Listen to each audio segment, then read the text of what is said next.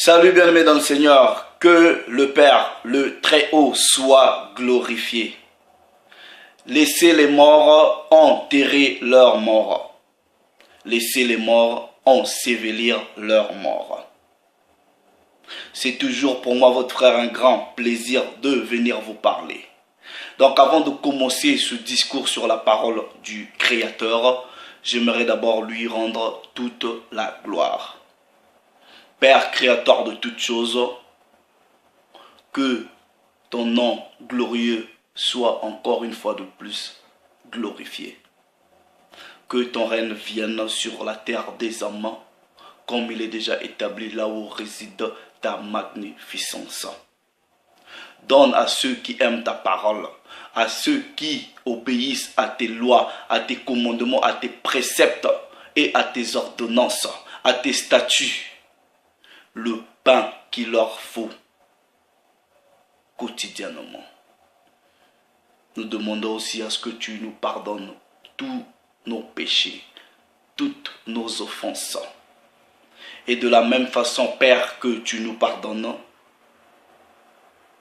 que nous pardonnons aussi à ceux-là qui nous offensent.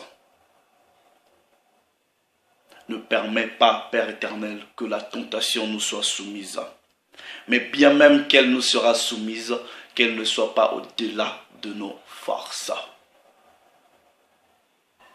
Du jour le jour, nous glorifierons ton saint nom. Car la gloire t'appartient. Et nous disons aussi double honneur à la personne du Christ préméné, en tout cas ce Mashiach, ce Christ à toi, ce préméné de toute la création que tu avais envoyé pour le salut de ton peuple choisi, pour ces Bantous, pour Israël, ces frères et sœurs qui sont dispersés au travers le monde. Nous disons à ce sauveur-là un double honneur. Donc, à mes frères, à mes sœurs, vous qui allez prendre le temps de m'écouter, que le Créateur de toutes choses, le Très-Haut, en tout cas, vous bénisse, qu'il vous sanctifie, corps, âme et esprit. Que votre être entier soit gardé sans faute, c'est-à-dire irrépréhensible, jusqu'à l'arrivée du Hamashiach, car il revient bientôt. Laissez les morts enterrer leurs morts. Laissez les morts enterrer leurs morts. Donc on va essayer d'aller dans les Écritures pour analyser ce verset tant populaire, découvrir un peu le mystère derrière ce verset, décortiquer un peu ce verset dans son contexte biblique. Qui sont ces morts-là qui devraient enterrer encore d'autres morts? Vous voyez, par expérience, je dis ce que je sais et je rends témoignage de ce que j'ai vécu. J'ai déjà eu à entendre, il y a des gens, ok, qui n'iront jamais aux funérailles, dans des deuils, tout simplement parce que on leur a dit que la Bible dit, ou ils ont lu que la Bible dit, laissez les morts enterrer leurs morts. Donc en gros, pour eux, dès qu'une personne est morte, c'est fini. Vous n'avez que faire. Vous ne devrez même pas vous approcher. Vous ne devrez même pas assister les autres. Même encore certains membres de vos propres familles, quand ils meurent, il y a des organisations, il y a des soi-disant religions qui interdisent cela. Parce qu'ils disent, la Bible dit, laissez les morts enterrer leurs morts. Donc nous allons aller dans les Écritures pour voir dans le contexte biblique, qui sont ces morts-là qui devraient enterrer encore d'autres morts. Maintenant, premièrement, réfléchissez d'abord. Est-ce qu'un mort, quelqu'un qui est déjà mort, peut-il encore enterrer une autre personne qui est morte encore? Est-ce qu'un mort peut encore enterrer un autre mort? Donc par là, vous allez comprendre déjà qu'il y a différentes dimensions de la mort. Donc pour ce faire, nous allons aller dans les Écritures. Donc on va prendre le premier précepte, donc Matthieu chapitre 8. Matthieu chapitre 8, je lis la version Tob. Je commence à partir du verset 14. Il est écrit: le soir venu, on lui emmena de nombreux démoniaques. Donc celui-là est mis pour la personne du Mashiach, est mis pour la personne du Christ Yahawashi, du Christ Jésus. On lui emmena de nombreux démoniaques. Il chassa les esprits d'un mot et il guérit tous les malades pour que s'accomplisse ce qui a été dit par le prophète Ésaïe. C'est lui qui a pris nos infirmités et s'est chargé de nos maladies. Verset 18.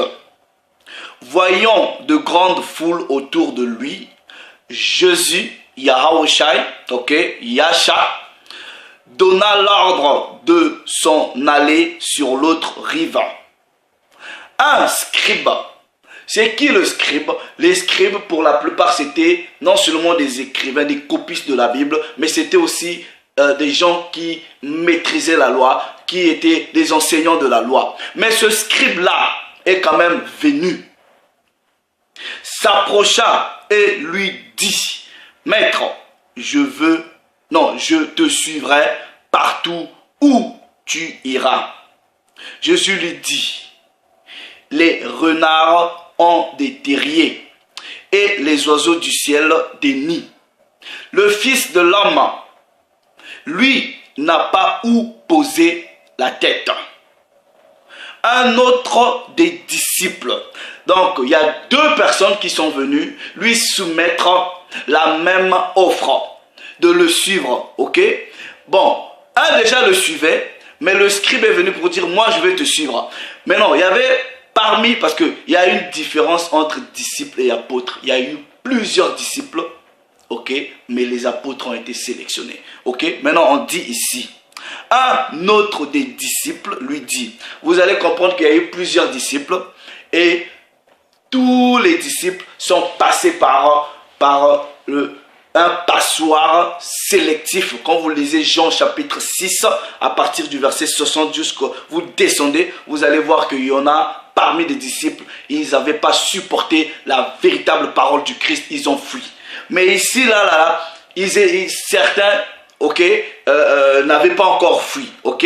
Donc, un autre des disciples lui dit: Seigneur, permets-moi d'aller d'abord enterrer mon père.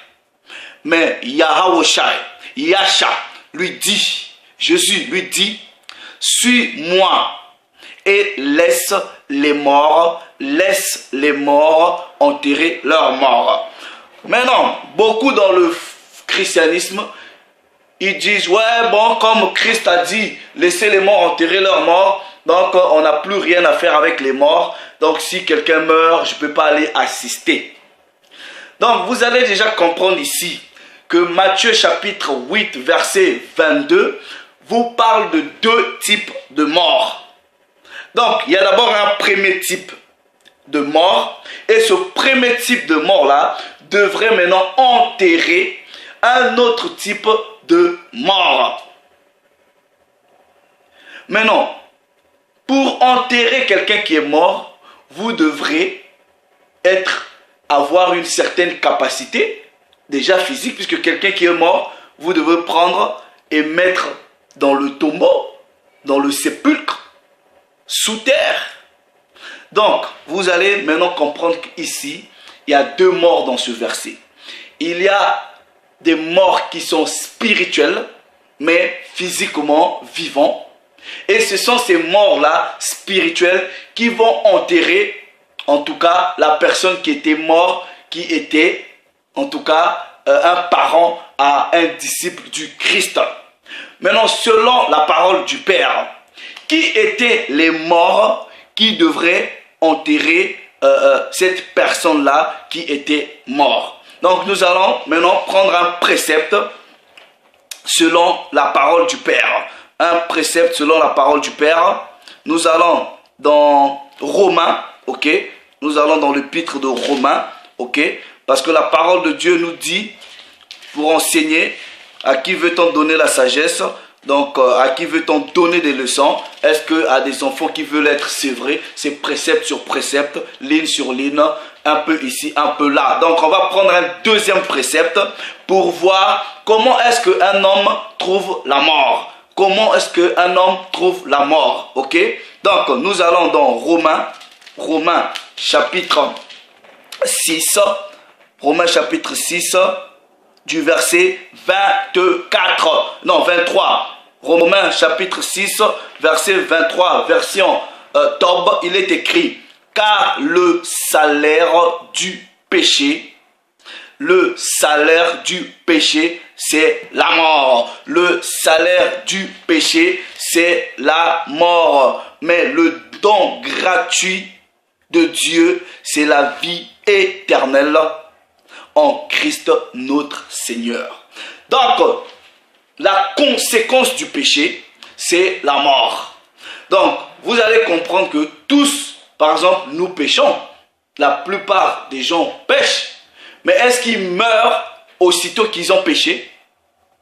Vous allez comprendre que quand vous péchez, c'est pas forcément vous mourrez physiquement. Spirituellement déjà, vous mourrez. Est-ce que vous comprenez? Maintenant, qu'est-ce que c'est que le péché? Ok, selon la parole du Père. Donc, vous devrez d'abord pécher et la conséquence du péché, c'est ça là qui va vous donner la mort. Maintenant, comment est-ce que le péché, ok, est défini selon la parole du Père? Donc, vous ne pouvez pas dire à une personne que cette personne-là est en train de pécher si l'action ou l'acte que la personne pose n'est pas elle-même définie selon la parole du Père. Donc voici comment est-ce que la parole définit ce qu'on appelle par le péché. Ok? Ne faites la différence entre les choses éthiques, les choses de la morale et le péché. Est-ce que vous comprenez? Il y a une grande différence. Ok? Quelqu'un peut poser un acte qui, sur le point de vue de l'éthique, de la morale, ça passe pas. Mais en réalité, la personne n'a pas péché. Je prends 1 Jean, nous allons définir le péché. 1 Jean chapitre 3, ok, 1 Jean chapitre 3, du verset 4. La parole dit, dans la version maintenant seconde 19, 10, quiconque pêche, transgresse la loi. Transgresse la loi. Et le péché est la transgression de la loi. Donc, pour pécher, vous devrez transgresser la loi. Vous devrez effreindre la loi. Donc, si vous ne transgressez pas la loi, il n'y a pas péché. Maintenant, cette loi-là, elle a été donnée à qui? Pour que, en la transgression, la conséquence du péché, ça va causer maintenant la mort. Ça va causer maintenant la mort. Nous allons dans Psaume, on va voir maintenant à qui la loi a été donnée. Et qui sont les personnes là qui vont maintenant transgresser cette loi et ils vont avoir pour conséquence la mort. Nous allons dans Psaume chapitre 147. Psaume chapitre 147 au verset 19 jusqu'au verset 20, version de la Bible, second 19, 10. Là-bas, il est écrit, il, c'est-à-dire Yahweh, ou voilà le Créateur, le Très-Haut, ok, il révèle sa parole à Jacob. C'est qui Jacob? Jacob, c'est Israël. C'est qui Israël? Ce sont ces bantous, ces dispersés au travers le monde, ces Israélites. Puisque Jacob, son nom a été changé en Israël. Donc, on vous dit, il révèle sa parole à Jacob, ses lois, ok, et ses ordonnances à Israël. Donc, les lois, les ordonnances, les statuts, les commandes et les préceptes ont été donnés à Jacob, c'est-à-dire au Bantou, à Israël, les Bana Yasharala. Donc, maintenant la parole dit ici au verset 20, il n'a pas agi de même. Donc, il n'a pas fait pareillement à toutes les autres nations. Les autres nations, en dehors de Bana Yachara, là, en dehors de ces Bantous, en dehors d'Israël, n'ont jamais connu, en tout cas, les lois de la parole du Père. Il dit, il n'a pas agi de même pour toutes les nations et elles ne connaissent point ses ordonnances. Elles ne connaissent point ses ordonnances. Donc, vous avez déjà l'idée que les lois ont été données à Israël. Et en transgressant la loi, vous allez connaître la mort. Donc, en réalité, selon le contexte biblique, les morts devraient être ceux à qui la loi a été donnée et qui vont la transgresser.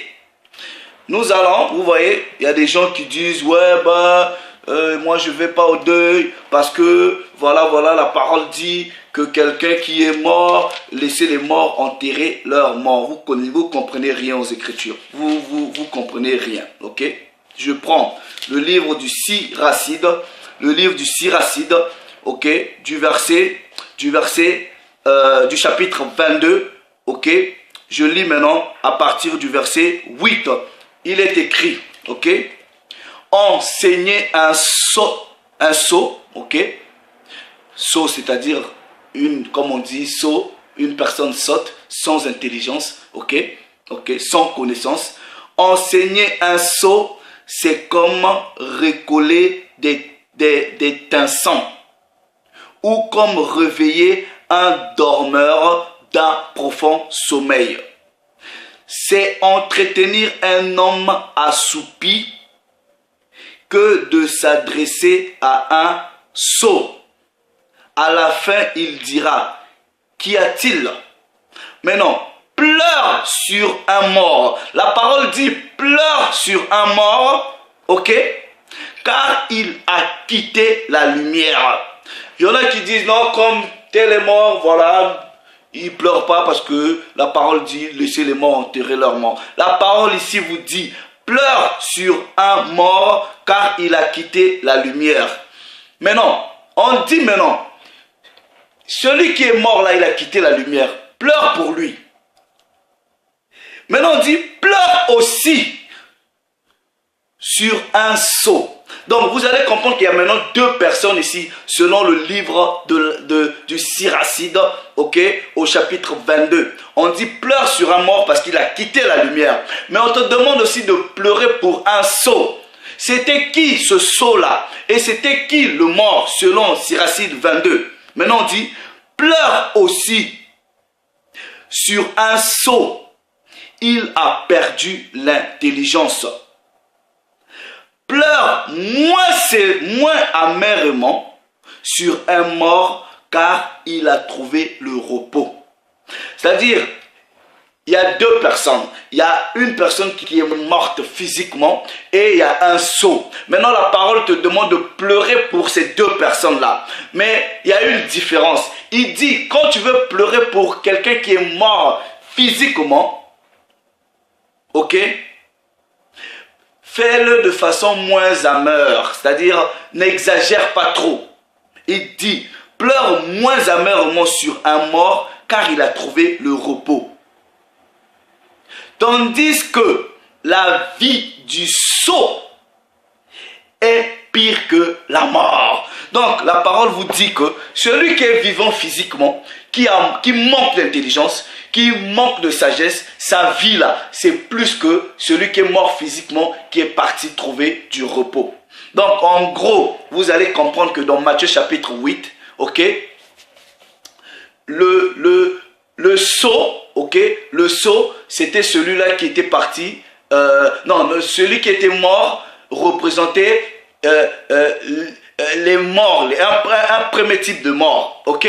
Maintenant, on vous dit, quand tu pleures sur deux personnes qui sont, il y a une qui est vivante et l'autre, c'est-à-dire c'est une personne sotte, ok. Celui qui est mort physiquement, voilà, il est mort, il a trouvé du repos. Mais tu dois maintenant pleurer encore pour celui qui est vivant, mais qui est bête, qui manque de connaissance. Maintenant, qui étaient ceux-là aussi qui manquaient de connaissance? Ok? Donc, vous allez comprendre, c'est qui le sceau selon la parole du Père. C'est qui le sceau selon la parole du Père. On va dans Ésaïe. Ok? On va dans le Ésaïe chapitre 1er. Ok? Ésaïe chapitre 1er. Vous allez voir, c'est qui le sot, c'est-à-dire la personne qui est bête, qui manque de connaissances. Bon, pas bête, mais qui manque de connaissances. Ok, selon la parole du Père. Ésaïe, chapitre 1er. Ok, chapitre 1er. Voilà, verset 2 à 3. Il est écrit, écoutez, cieux, terre, prête l'oreille. C'est le Seigneur qui parle. Ésaïe chapitre 1er, à partir du verset 2.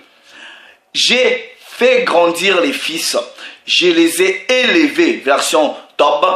Eux, ils se sont révoltés contre moi. Qui parlait ici? C'est la personne du Créateur. Et qui étaient les fils qui s'étaient révoltés contre le Créateur, qui les a élevés? Regardez, nous progressons dans la parole. On dit, un bœuf connaît son propriétaire et un âne la mangeoire chez son maître. Mais Israël ne connaît pas. Mon peuple ne comprend rien. Donc le sceau ici, c'était toujours Israël. Est-ce que vous comprenez? Parce que Israël a manqué de connaissances, Israël a manqué de sagesse. La parole représentait le sceau comme étant Israël aussi. Je vais dans le livre de Baruch, ok? Le livre de Baruch au chapitre 3, livre de Baruch au chapitre 3, je lis à partir du verset 1er. Seigneur souverain, Dieu d'Israël, ok? C'est une âme dans l'angoisse. C'est un esprit accablé qui crie vers toi. Écoute, Seigneur, et prends pitié, car nous avons péché contre toi. C'est-à-dire, nous avons transgressé ta loi. Ça, c'est Israël qui parle, ok? C'est Bantou. Toi, en effet, tu demeures pour toujours. Mais nous sommes perdus à jamais. Aussi, le Seigneur souverain, Dieu d'Israël, écoute la prière des morts d'Israël. Donc, ils étaient morts, mais pas physiquement. Ils étaient morts spirituellement parce qu'ils avaient transgressé la loi, parce qu'ils s'étaient révoltés. Maintenant, ici, ils disent aussi, Seigneur souverain, Dieu d'Israël, écoute la prière des morts d'Israël, des fils de ceux qui ont péché contre toi, c'est-à-dire qui ont transgressé la loi. Ils n'ont pas écouté la voix du Seigneur leur Dieu, alors les malheurs se sont collés à eux. Donc, les morts, c'était Israël. Pourquoi ils étaient morts? Parce qu'ils avaient transgressé la loi. Maintenant, nous allons aller là où le patriarche, ok, le patriarche Ézéchiel va maintenant voir une vision, ok, va maintenant voir une vision de ses frères, ok, c'est Bantou, mais mort, ok.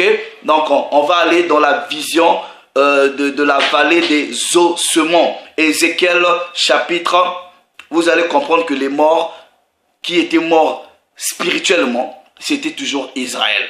Ceux qui étaient morts spirituellement, c'était toujours Israël. C'est Bantou, c'est Bana Yasharala, ok, ou Bana Isolele. Maintenant, on va dans Ézéchiel chapitre 37.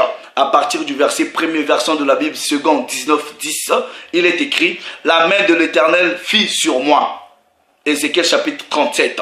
Et l'Éternel me transporta en esprit et me déposa dans le milieu d'une vallée remplie d'ossements d'âme. Mais c'était une vision. C'était pas qu'il a vu des ossements physiquement comme ça. C'était dans une vision. Ok? Il me fit passer auprès de tout autour, et voici, ils étaient fort nombreux. À la surface de la vallée, ils étaient complètement secs. Et il me dit, fils de l'homme, ces os pourront-ils revivre? Donc les ossements, c'est les squelettes des hommes morts. Vous comprenez? Maintenant, le Père parle au prophète, il dit, fils de l'homme, ces os pourront-ils revivre? Je répondis, Seigneur éternel, tu le sais. Et il me dit, prophétise sur ces eaux et dis-leur, ossements desséchés. Écoutez la parole de l'Éternel. Donc, écoutez la parole de l'Éternel. Et la parole de l'Éternel, c'est la personne du Christ. Vous allez comprendre, ok? Et cette prophétie-là va s'accomplir. Écoutez la parole de l'Éternel. Ainsi parle l'Éternel à ces eaux. Voici, je vais faire, c'est dans un futur, je vais faire entrer en vous un esprit et vous vivrez. Donc, au moment où le prophète a eu la vision, il a prophétisé pour les temps à venir. Ok, vous comprenez? Pour les temps à venir. Donc, il dit, à ces eaux, voici, je vais faire entrer en vous un esprit et vous vivrez. Verset 6. Je vous donnerai des nerfs, je ferai connaître sur vous de la chair. Non, je ferai croître sur vous de la chair. Je vous couvrirai de peau. Je ferai en vous un esprit. Non, je mettrai en vous un esprit et vous vivrez. Et vous saurez que je suis l'Éternel. Je prophétisais selon l'ordre que j'avais reçu. Et comme je prophétisais, il y a eu un bruit et voici, il se fit un mouvement et les eaux s'approchèrent les uns des autres. Je regardais et voici, il leur vint des nerfs, la chair crue et la peau les couvrit par-dessus. Mais il n'y avait point en eux d'esprit. Donc, bien que ces eaux-là avaient repris vie, non, pas vie, mais avaient repris la forme. Ils étaient devenus des âmes, mais ce n'étaient pas encore des âmes vivantes. Donc, il a fallu maintenant que l'esprit du Créateur rentre dans les eaux qui étaient desséchées, qui avaient recouvré, en fait reçu maintenant la chair, les nerfs, mais il leur manquait l'organe vivifiant qui est l'esprit. Ok, maintenant, il dit, il n'y avait point d'esprit en eux. Et il me dit, prophétise et parle à l'esprit. Prophétise, fils de l'homme, et dis à l'esprit. Ainsi parle le Seigneur, l'Éternel. L'esprit vient des quatre vents, souffle sur ces morts, et qu'ils revivent. Qui étaient ces morts? Je prophétisais selon l'ordre qui m'avait été donné, et l'esprit entra en eux, et ils reprirent vie. Et ils se tinrent sur les pieds. C'était une armée nombreuse, très nombreuse. Regardez maintenant la révélation pour que vous compreniez que ces morts-là, ok, c'était Israël. Et il me dit, ces eaux, c'est toute la maison d'Israël. Voici, ils disent, nos œufs sont desséchés, notre espérance est détruite, nous sommes perdus. Prophétise donc et dis-leur, ainsi parle le Seigneur, voici, j'ouvrirai vos sépulcres et je vous ferai sortir de vos sépulcres. Ô mon peuple, je vous ramènerai dans le pays d'Israël. Est-ce que vous comprenez? Donc, ces morts-là, donc verset 13, et vous saurez que je suis l'Éternel lorsque j'ouvrirai vos sépulcres et je vous ferai sortir de vos sépulcres, ô mon peuple. Je mettrai mon esprit en vous et vous vivrez. Je vous rétablirai dans votre pays et vous saurez que moi, l'Éternel, j'ai parlé et agi, dit l'Éternel. Donc, les morts ici, ok, dans la vision, c'était que Israël. Dans la vallée plutôt des ossements, c'était toujours Israël. Ils étaient dans un état d'assouplissement. Vous voyez, à cause de la désobéissance. Deutéronome chapitre 20, Deutéronome 29, 29, il est écrit, non, Deutéronome 28, 28, Deutéronome 28, 28, il est écrit, ok, l'Éternel te frappera à cause de la désobéissance, l'Éternel te frappera de délire, d'aveuglement, d'égarement d'esprit, et tu tâtonneras en plein midi, comme l'aveugle dans l'obscurité. Est-ce que vous comprenez? Un état d'assouplissement, un état d'endormissement. C'était Israël. C'était toujours Israël. Maintenant, vous allez maintenant comprendre autre chose. Quelque chose là. On va rentrer encore dans la profondeur. Israël qui était dans un état d'assouplissement va maintenant se réveiller. Ok? Va maintenant se réveiller. Vous voyez, avant on ne savait pas qu'on était les personnes de la Bible. On ne savait pas. Cette vérité était cachée. Vous voyez, l'esprit qui a été prophétisé, en tout cas, s'est répandu sur ces bantous-là, ces Israélites au travers le monde. Ils savent qui ils sont. Ils savent que cette Bible-là est l'histoire de leur père. Est-ce que vous comprenez? C'était prophétique. Ces choses-là, on ne connaissait pas. Est-ce que vous comprenez? Et aujourd'hui, les gens commencent à savoir, commencent à comprendre. Et même ceux qui ont caché l'histoire, ils commencent à reconnaître qu'ils ont changé les choses. Parce que vous ne pouvez pas résister à la puissance de l'esprit du Très-Haut, du Créateur. Maintenant, qui devrait maintenant venir pour donner ce souffle-là de vie aux eaux qui étaient desséchées? À ces morts-là, qui? Jean chapitre 5. Jean chapitre 5. Attendez. Jean chapitre 5. Je garde la version second 19, 10. Jean chapitre 5, verset 25. En vérité, je vous le dis. L'heure vient. Elle est déjà venue. Où les morts entendront la voix du Fils de Dieu. Et ceux qui l'auront entendu vivront. Ça, c'est la personne du Christ maintenant qui parle. Donc, quand un de ses disciples est venu maintenant l'approcher, en disant, permets-moi à ce que j'aille enterrer. Nous allons dans Matthieu chapitre 22, ok? 8 plutôt, Matthieu chapitre 8, verset 22. Il dit, verset 21, un autre d'entre les disciples lui dit, Seigneur, permets-moi d'aller d'abord ensevelir mon Père. Christ lui fait comprendre. C'est pas que il a refusé en disant, non, ne va pas. C'est interdit. Non, il lui fait comprendre. En fait, ton père sera toujours enterré. Que tu sois là ou pas, il sera enterré. Mais ceux qui vont l'enterrer là, c'est déjà des gens qui sont morts spirituellement. Ils vivent. Donc laisse cette responsabilité aux gens qui sont morts spirituellement de le mettre à terre. Maintenant, toi, viens avec moi. Moi qui suis la vie, je te donnerai la vie. Ensuite, je t'enverrai aller aussi prêcher la bonne nouvelle, de sorte que tu, c'est-à-dire par toi, en tout cas, par la parole, que d'autres personnes qui sont mortes spirituellement soient sauvées. Est-ce que vous comprenez? Parce que ça ne sert à rien que tu repartes encore là-bas. Il y a des âmes à sauver. Donc, au lieu que tu repartes, le père est déjà parti, il est mort. Il y a des gens qui vont s'en charger. Mais il ne lui avait pas dit que c'était interdit.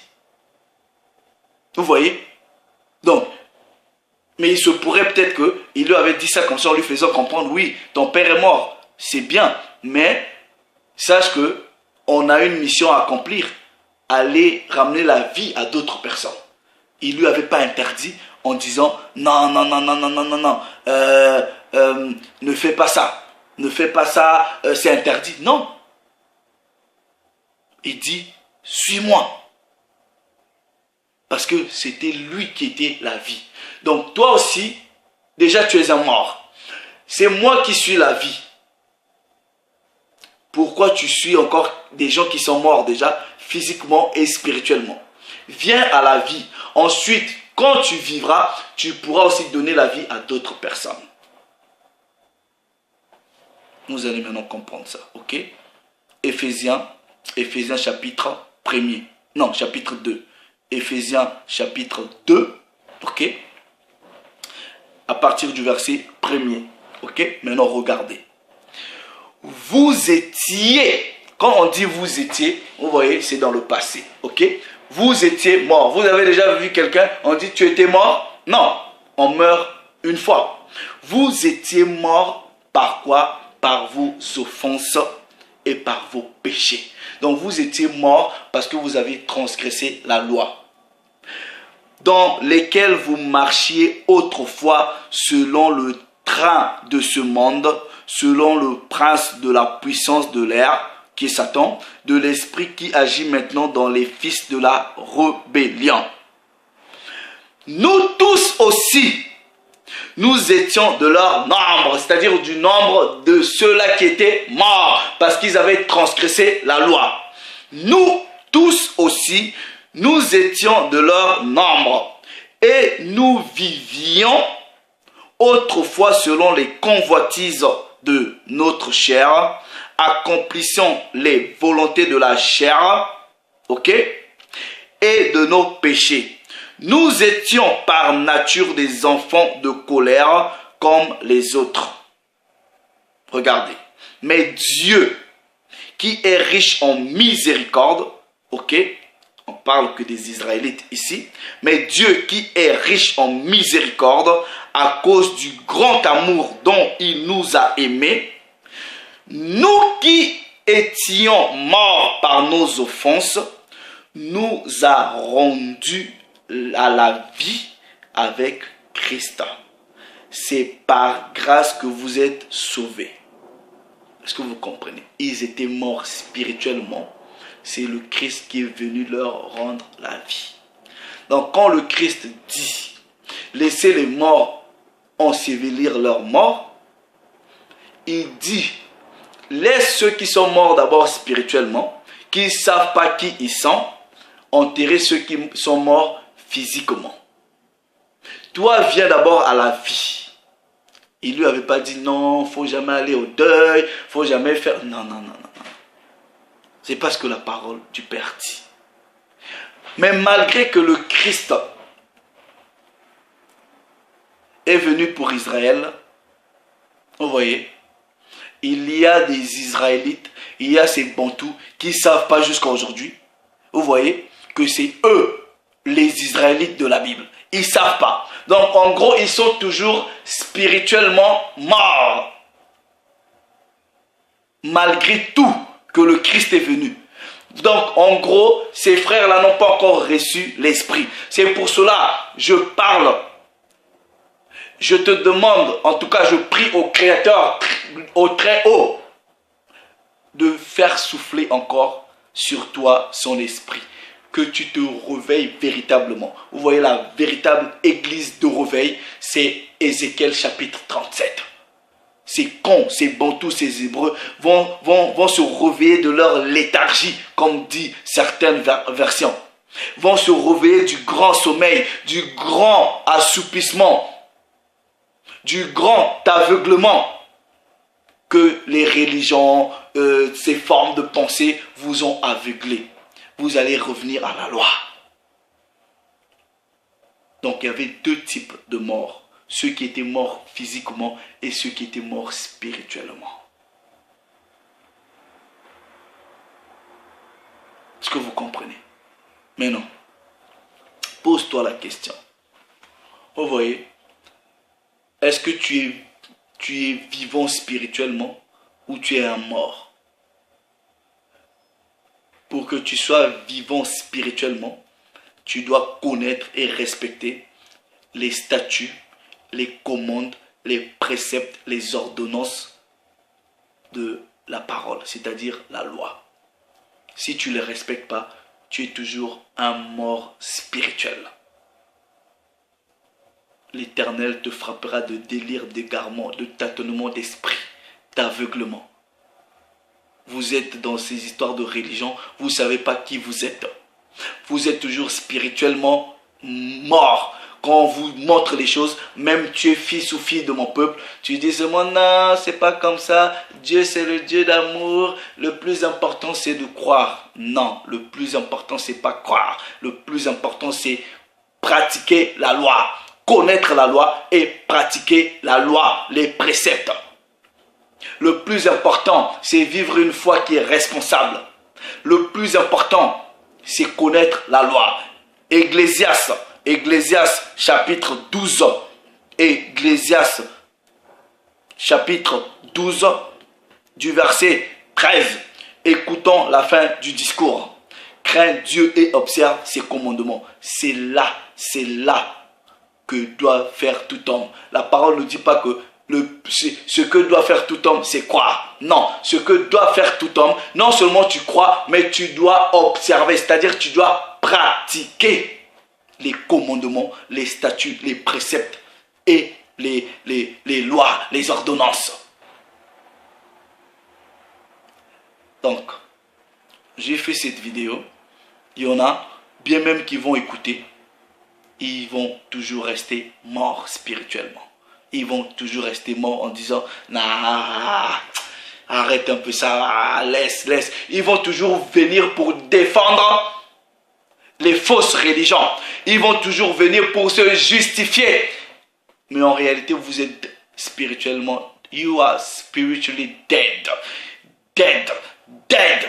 Vous marchez comme ça, mais vous êtes spirituellement mort. You got to wake up. Donc je vais parler ici maintenant exclusivement à la fille de mon peuple, à ces Bantous, à ces Hébreux dispersés au travers le monde. Réveille-toi. Étudie l'histoire de tes grands-parents. Recherche, analyse, pose des questions, demande. You got to wake up, my brother and my sister. We got to wake up to this truth. On doit se réveiller pour cette vérité-là. La vérité du Père, du Créateur de nos pères. Nous devons revenir à la loi. Nous devons revenir aux préceptes. Nous devons revenir aux commandes. Tu ne peux pas me dire que tu es spirituellement vivant. Tu n'observes pas les lois alimentaires. Tu ne peux pas me dire tu es spirituellement vivant. Tu n'observes pas le sabbat. Tu ne peux pas me dire tu es spirituellement vivant. Tu n'observes pas les lois, les préceptes, les commandes. C'est impossible. Tu es mort. En fait, vous voyez, faisons cet effort au meilleur de nos habiletés, au meilleur de nos forces. Revenons à la maison. Revenons à la loi, aux préceptes, aux statuts et aux commandes. C'est là que doit faire tout homme. Donc le Père a été encore glorifié. Laissez les morts enterrer leurs morts. Laissez les morts enterrer leurs morts. Mais non. Toi, aujourd'hui, tu m'as écouté.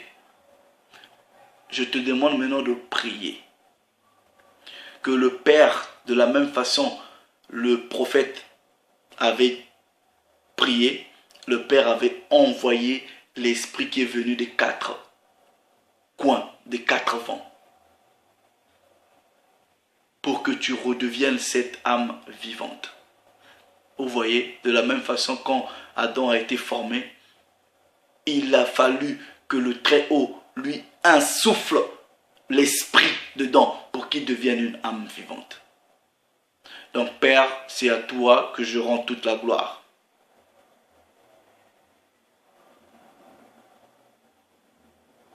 Tu as promis, selon ta parole, le réveil pour tes choisis. Donc, par la puissance de ta propre volonté, et au nom de ton Fils, le Ha-Mashiach, Yahawashi. Je prie pour la fille et le fils de mon peuple. Je prie pour ces bantous dispersés au travers le monde. Eux qui étaient censés être à la tête des autres nations. Eux seuls que tu avais connus et que tu avais donné ta loi. Ramène-les à la vie. Qu'ils se réveillent à cette vérité. Qu'ils sachent que c'est toi qui les avais choisis. Qu'ils sachent que c'est leurs pères ont marché avec toi. Qu'ils reviennent à la maison. Qu'ils quittent ces formes de religion qui les égarent. Qu'ils reviennent à la vérité de ta parole. À tes lois, à tes préceptes, à tes statuts et commandes.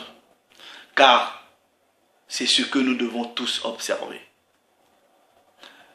Pas ma volonté, mais ta volonté. Ainsi tu le voudras, tu l'accompliras. Je soumets seulement une requête devant ton trône de gloire. Que ton nom soit glorifié. Salut les amis.